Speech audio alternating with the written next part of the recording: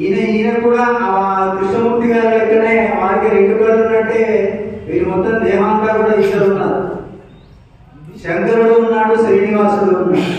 కాబట్టి వారికి అత్యంత ఆప్తంగా కృష్ణమూర్తి అన్నయ్యకి నేను చేయగలిగింది ఇది అనేటువంటి ఒక దృఢమైనటువంటి సంకల్పంతో మిత్ర మండలి మిగతా పెద్దలు అనుకున్నటువంటి ఒక రోజు నుంచి కూడా ఈ రోజు వరకు మీరందరూ ఆ స్మృతి సంచిక దాంట్లో ఉంటే తెలుస్తుంది.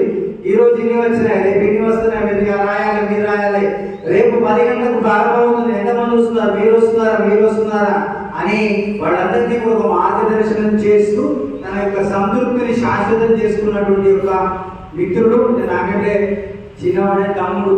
ఇలాంటి కార్యక్రమాలన్నీ చూస్తూ ఇంకా యశస్సును పొందాలని, జీవిత సంతృప్తిని పొందాలని ఈ సందర్భంగా వారి యొక్క హృదయ స్పందన తెలియవలసిందిగా గౌరవ అతిథులు శ్రీ నంది శ్రీనివాస్ గారు, సాహితీ గౌరవ అధ్యక్షులు కూడా వారు దాన్ని కూడా మరి ఇందులో పాల్గొన్న ప్రతి ఒక్కరికి మొట్టమొదటి కృతజ్ఞతలు తెలియజేస్తూ ప్రోత్సహించిన మీ అందరికీ మరొకసారి అభినందనలు తెలియజేస్తున్నాను. తర్వాత కూడా అధ్యక్షులుగా నాకు మాట్లాడే అవకాశం ఉంది కాబట్టి ఇంకా ఏమంటే లాస్ట్ ఉపన్యాసంలో లాస్ట్ మాటంలో చెప్పగలం.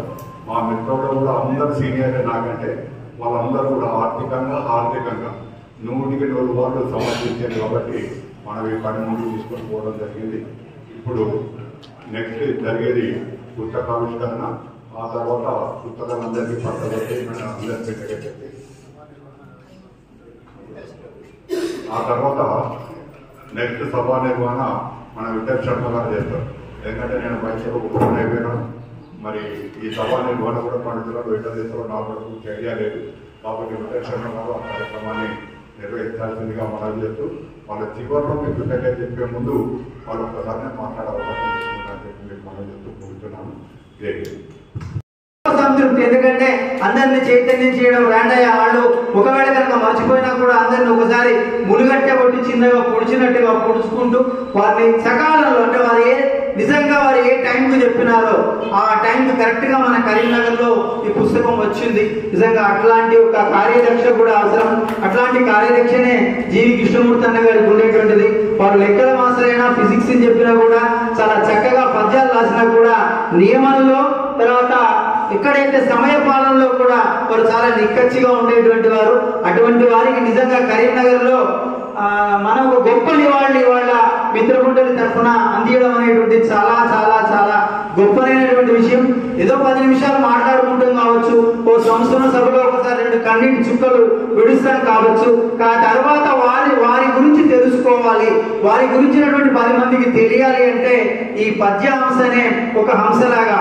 వారు జోగా అంటే అది వికృతి పదం, వారి యోగులు కాబట్టి ఆ యోగం అనేటువంటిది హంసలోనే ఉంటుంది కాబట్టి అలాంటి హంస పేరుగా మా సీనను కూడా దానికి 2 గమ్మత్తైనటువంటి ఒక ముఖ చిత్రాన్ని మళ్ళీ ఫస్ట్ వారి ఫోటో మాత్రమే ఉండే, మళ్ళీ దానికి ఆ ఫోటోకి ఆ యోగం ఉంటుంది కాబట్టి యోగి కాబట్టి ఒక జపమాల ఆ హంస అనేటువంటిది ఇచ్చి దానికి ఒక నిండు రూపాన్ని కూడా వారు ఇవ్వడం జరిగింది.